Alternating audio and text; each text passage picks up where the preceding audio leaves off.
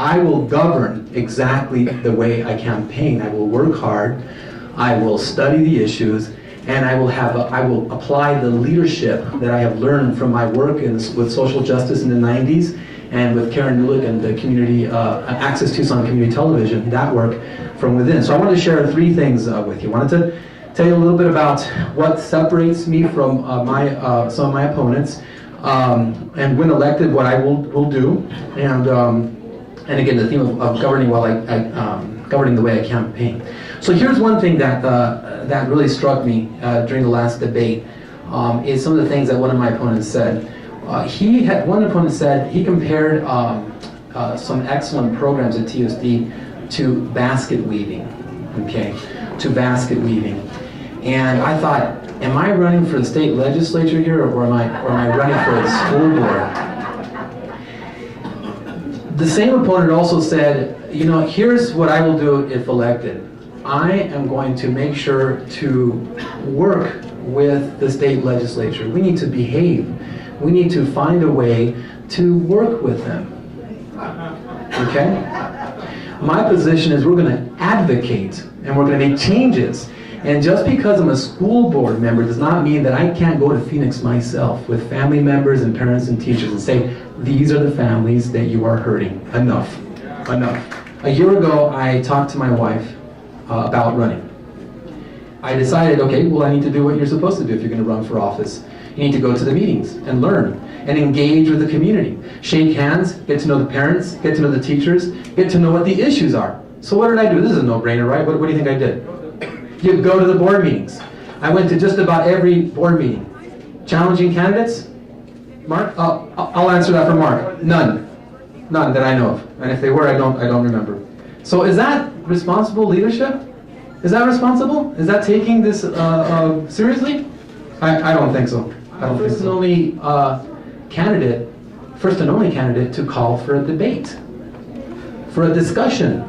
This is the second largest school district in the state. We ought to have a conversation about the issues facing our youth. So it was about 2.5 weeks before early voting, right? So we should have a debate.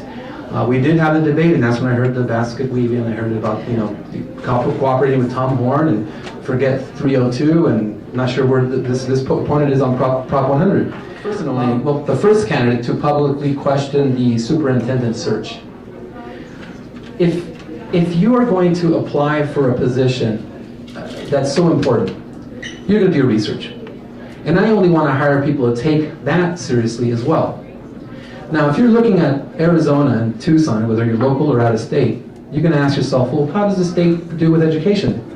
Right? How do they deal with education? Wow, not very good. And what about the district? How are they doing? Well, the state legislature singles them out. Oh my gosh. Well, I don't know. If I'm going to go into the belly of the beast, I'm going to need to think about this. Okay, well, let me see. Let's look at the boss. Let's look at my boss. Who's going to be my boss? There's elections taking place. So you mean that I might inherit a boss that I don't even know? Now, how can we possibly accept the shrinking of that pool of talented superintendents? Now, we just had a superintendent who came, spent a couple of years, had to have begun job searching the first year, right? Had to have begun job searching the first year. Now works at an affluent school district in Colorado, and has taken staff members, continues to take staff members with her. This community is not a doormat. Tucson should not be a resume building opportunity. These are our kids. To our students, to our schools. So I issued a media release on that. I questioned it right away.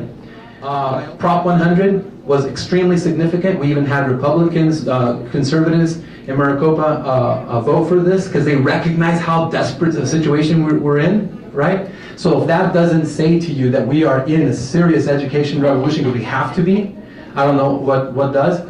I was visible. I was at these events. I was at these rallies. I didn't see any of my challenging candidates at these events.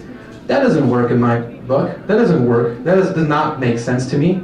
You need to support something that's so critically important. At least be visible. I was the only one, the only challenging candidate present. I support programs that are successful, and I use evidence-based information and data to determine that, not politics, not politics. Okay, that's the way we ought to do that as educators and as board members. Education questions and TUSD school board question is towards the end. We've been saying it's at the end, but it's towards the end. Just like education in our state is at the end. Let's reprioritize, turn that ballot around, and vote for me, please. Thank you.